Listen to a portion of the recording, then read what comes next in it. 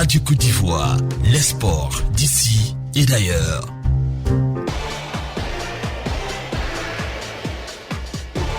Le journal des sports. Brice Kwasi.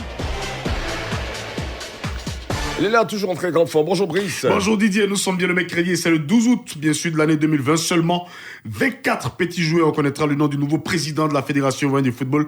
Mesdames, Messieurs, bonjour, joyeux réveil et bienvenue au premier journal de sport. C'est sur Radio Côte d'Ivoire.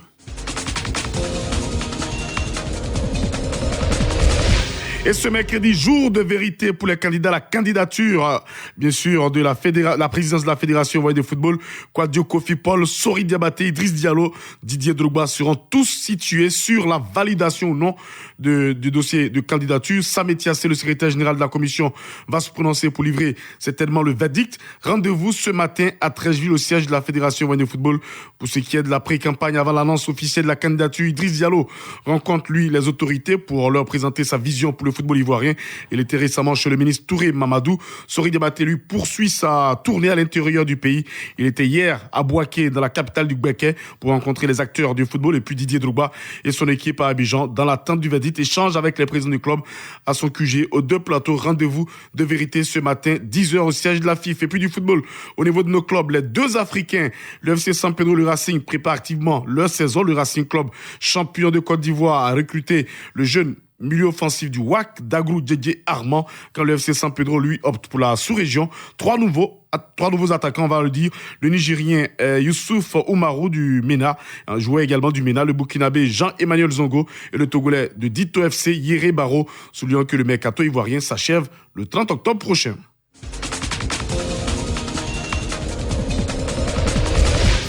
Du football en Europe, et c'est le début de la grande soirée pour une semaine de folie. Les quarts de finale de la Ligue des Champions, un match coupéré.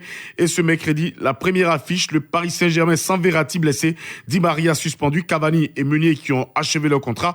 Paris sera l'épreuve de l'une des meilleures équipes du moment en Italie, l'Atalanta Bergame de Gianpiero Gasperini. La sensation de cette grande compétition qui a sorti d'ailleurs Valence en 8e de finale. Paris rêve encore de rafler enfin la coupe aux grandes oreilles, mais cela passe par une victoire face à l'Atalanta à Bergame. Ça ne sera pas facile, comme le dit ici l'entraîneur du Paris Saint-Germain, Thomas Tuchel.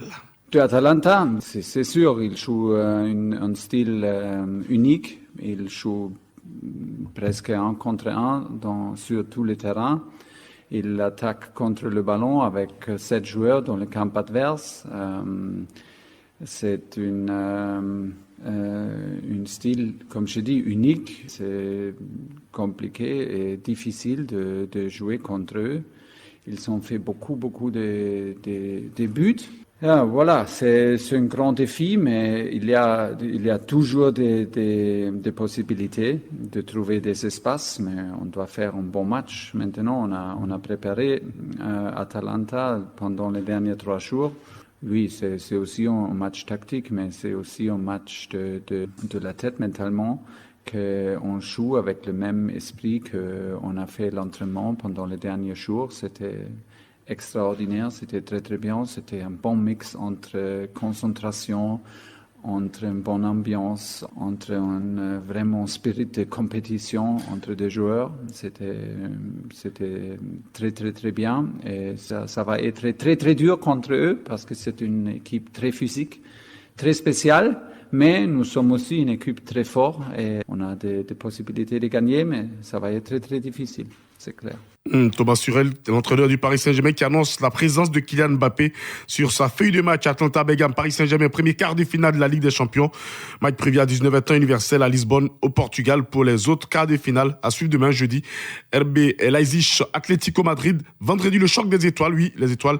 Barça, Bayern Munich. Et samedi, un intéressant Manchester City, Lyon, toujours à Lisbonne. Et puis au niveau de l'Europa League, l'affiche des demi-finales.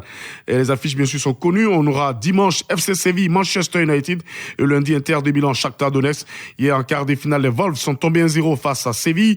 Dans le même temps, le Shakhtar Donetsk a dominé et trié largement, on va le dire, le FC Bâle 4-1. Voilà donc, prochain rendez-vous de sport, on dira 6h15, toujours sur Radio Côte d'Ivoire. Merci à vous. Merci à vous, Brice. Mais puisque nous sommes numéro 1 sur l'Info Le Sport, nos auditeurs auront l'exclusivité grâce à votre équipe des résultats sur la validation des candidatures à la présidence de la FIFA, n'est-ce pas? À partir Ah oui, c'est clair, c'est clair, parce que ça fait beaucoup de bruit, il y a beaucoup de choses qui se disent sur la toile également. C'est le grand moment attendu certainement aujourd'hui. Ouais. Et donc, pour les sportifs, rendez-vous de 10h à 12h certainement sur Radio Côte d'Ivoire. Et vous serez, comme d'habitude, les premiers informés. Merci, Brice Kouassi, à tout à l'heure.